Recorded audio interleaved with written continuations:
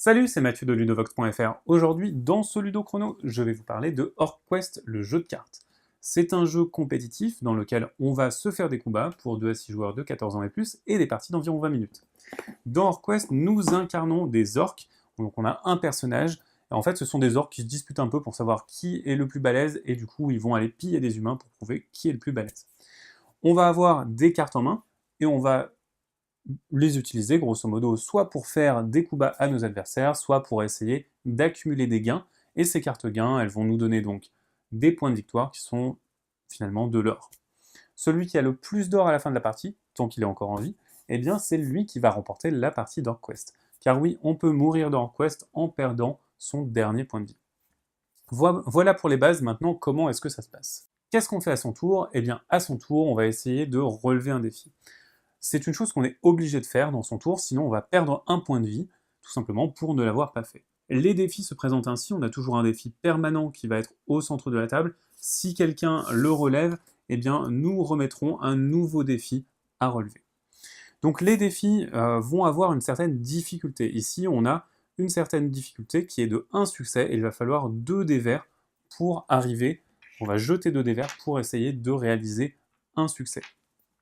Maintenant, ce défi va également rapporter 2 pièces d'or, et si on le rate, eh bien, il y a un effet qui va se situer ici, qui peut faire perdre des choses seulement à soi, ou alors à tous les joueurs. Et c'est une des manières de se faire des crasses dans ce jeu. Les dés vont représenter la facilité ou la difficulté de la tâche. Les dés verts représentent une tâche très facile, les dés jaunes une tâche un peu moins facile, et les dés rouges une tâche difficile. Par contre, sur les dés verts et les dés jaunes, on va trouver ce qu'on appelle des relances qui vont permettre d'aller vers la difficulté supérieure. Donc c'est pas une réussite, mais ça nous permet quand même de continuer à lancer des dés pour peut-être arriver à faire des choses. Voilà pour les principes de base de Orc-Quest. Maintenant, on a d'autres choses que des cartes défis en main, et il y a des défis différents. On peut avoir des défis de combat comme ceci, mais également des défis de capture qui vont permettre de regagner des points de vie, ou encore des trésors qui vont être tout simplement des proies faciles, parce que un trésor ça ne bouge pas, contrairement à un poulet ou un paysan. On va également avoir des cartes babioles et des cartes coup bas. Les cartes babioles, on peut en jouer une seule à son tour, elle va nous permettre de faire des choses intéressantes, par exemple celle-ci, lorsqu'on fait un défi baston, donc un défi rouge, on va se rajouter un dé vert, donc ça va faciliter le défi pour nous. Maintenant, on va également avoir des cartes coup bas. Les cartes coup bas, on peut en jouer n'importe quand et n'importe quel nombre. Ce sont des cartes pour embêter les autres. On va les empêcher de faire des défis, on va leur voler des choses, etc. etc. Celle-ci, par exemple, permet de récupérer une carte dans la main d'un adversaire.